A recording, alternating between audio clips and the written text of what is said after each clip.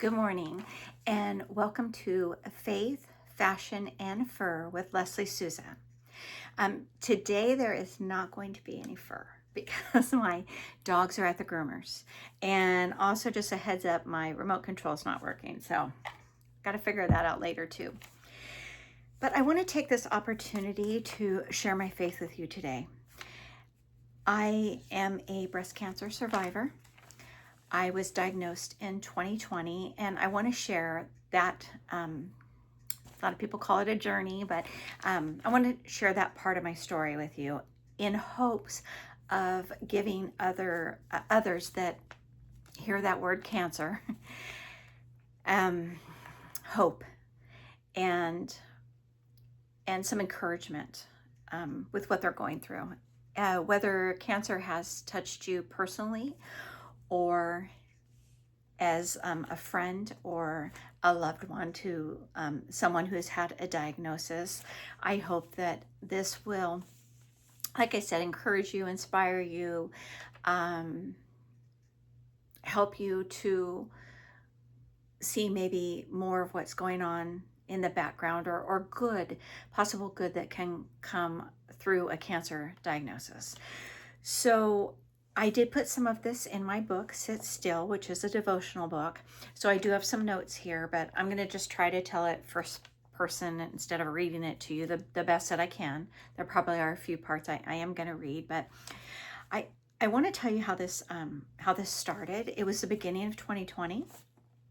And I was going to go on a trip with my church, the Footsteps of Paul. I was very, very excited about it. I had been to Israel twice with my church. And for me, there's just nothing better than a spiritual trip. It's probably one of my biggest flub ups I've done on here so far. So there's just something about it. I like to travel, but when it's done with a group is always fun.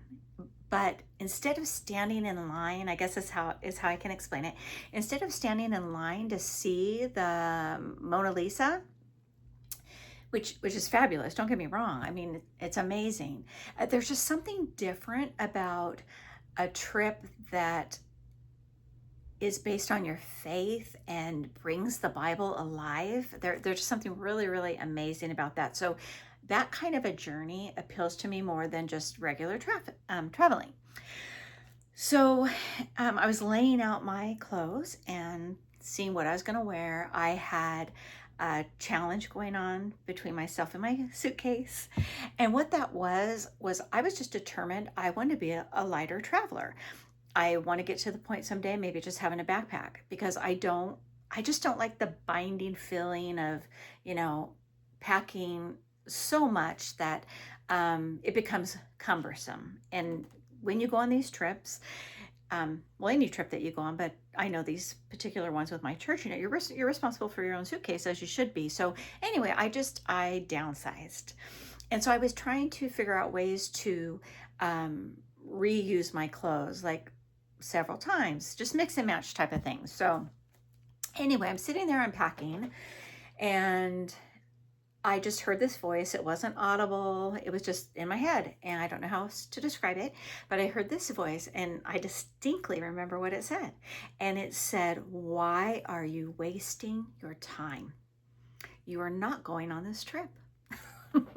And in my mind, I just kind of dismissed it. It shocked me, but I dismissed it. And then I thought, well, if I'm not going on this trip, then nobody's going on this trip. And I just went on with my day, to be honest with you. So, with that being said, in February of 2020, the very first week of February, on here, February 3rd, 2020, it was like any other day, except a few days earlier, I had received this reminder card in the mail to go get my mammogram, to call and schedule an appointment. So maybe it probably was a couple weeks before that, but I had called, I'd scheduled a mammogram. I did not have any cancer that ran in my family. I was never nervous about getting my mammograms. I knew the importance of them. I never put them off or anything like that. But this particular day I went to lunch. I was working. I went to lunch, and then I had to run off to this appointment, and then I had to go back to work that day.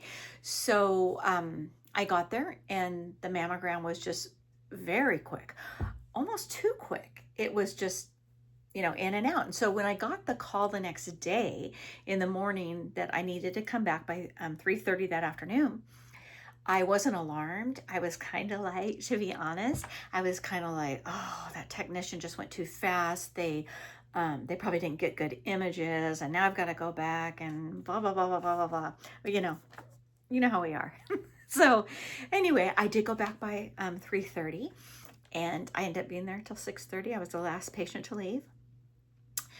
I was asked if I wanted to come back the next day for them or go ahead and have the biopsies with the giant needle that they took out before they actually told me I was going to need a biopsy. I heard her on the phone. Like, are you coming in here pretty quick? Because she's asking about this needle. Oh my God. Oh, just to relive this is something else. But so I told them to go ahead and do the biopsies. My cell phone didn't work in where the radiology was. And so I didn't call anybody, couldn't. And I had 3 biopsies, and they told me that if the 3 came back cancerous, they would not need to biopsy the ones that were deeper down. And so I'm already, I don't know. It's really an unreal experience at the moment. And the radiologist asked me to stay. She took me in the back and she was showing me like what she had found. And there were like 5 spots, but I couldn't comprehend it. So that was Monday and Tuesday. Thursday, I got up in the morning, as I did every morning. I got up and I went straight downstairs. I had my coffee and I would read my Bible, and I would do a devotional. I always had like a devotional book to go alongside whatever I was reading in the Bible.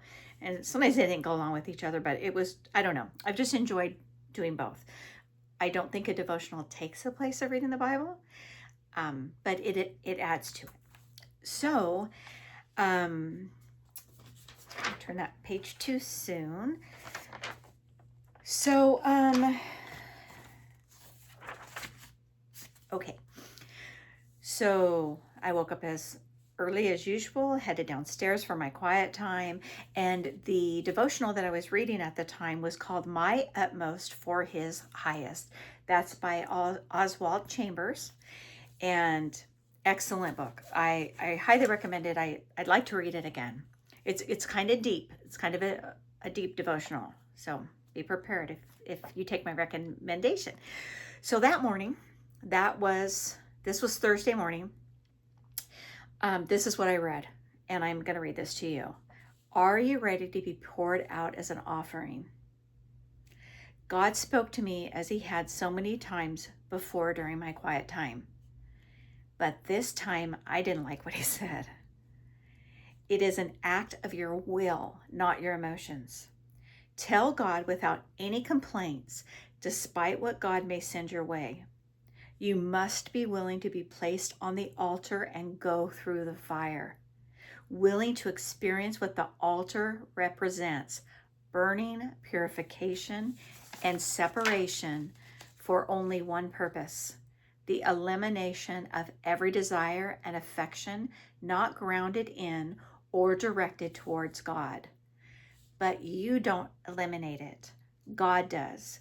You bind the sacrifice to the horns of the altar and see to it that you don't wallow in self-pity once the fire begins. After you have gone through the fire, there will be nothing that will be able to trouble or depress you. When another crisis arises, you will realize that things cannot touch you as they used to do. Tell God you are ready to be poured out as an offering, and God will prove himself to be all you have ever dreamed he would be. But I said no. No, I'm not ready to be poured out as an offering. And I got in the shower and I went to work. However, I did take my devotional book to work with me and I reread it.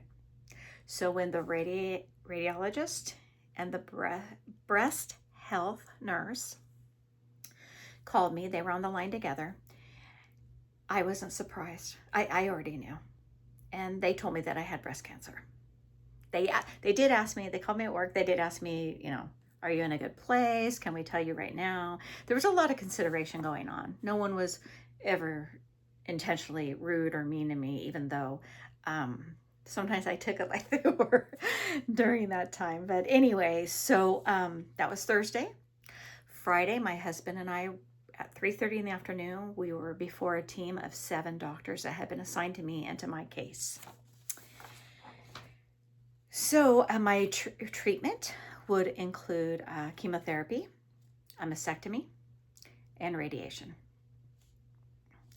And I threw a little song in here I'll tell you about. It's by Leanna Crawford. It's The Truth I'm Standing On. And just if you are going through a hard time and you want to be reminded of that truth and those promises that God gives you during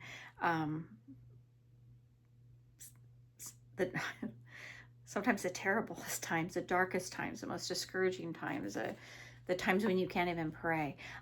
That's just a really beautiful song. So I went for prayer on Sunday, and I was anointed with oil, and then I met with the breast health nurse in her office the following week. And as soon as my husband and I walked in, I noticed the book Jesus Calling sitting on the shelf above her. And this book really held special meaning to me because I had a friend who had survived throat cancer who had given me this book at one point in my life. And later his throat cancer returned and he did pass away. But when I got ready to leave after speaking with her, she took the book down and she read me this devotion. I am taking care of you. Feel the warmth and security of being enveloped in my loving presence. Every detail of your life is under my control. Moreover, everything fits into a pattern for good to those who love me and are called according to my design and purpose. Because the world is in an abnormal fallen condition, people tend to think that chance governs the universe. Events may seem to occur randomly, with little or no meaning. People who view the world this way have overlooked one basic fact: the limitations of human understanding. What you know of the world you inhabit is only the tip of the iceberg. Submerged beneath the surface of the visible world are mysteries too vast for you to comprehend. If you could only see how close I am to you and how constantly I work on your behalf, you would never again doubt that I am wonderfully caring for you. This is why you must live by faith, not by sight, trusting in my mysterious, majestic presence. So I'm going to end with that today, and I hope you'll tune in. I think I'm going to continue to tell this story, and it may take, I only have 15 minutes, so it may take 5 15-minute episodes, less or more, I don't know, but I hope that God uses it to touch your heart in some special way. So next time, please tune in to Faith, Fashion, and Fur with Leslie Souza. Thank you. Have a great day.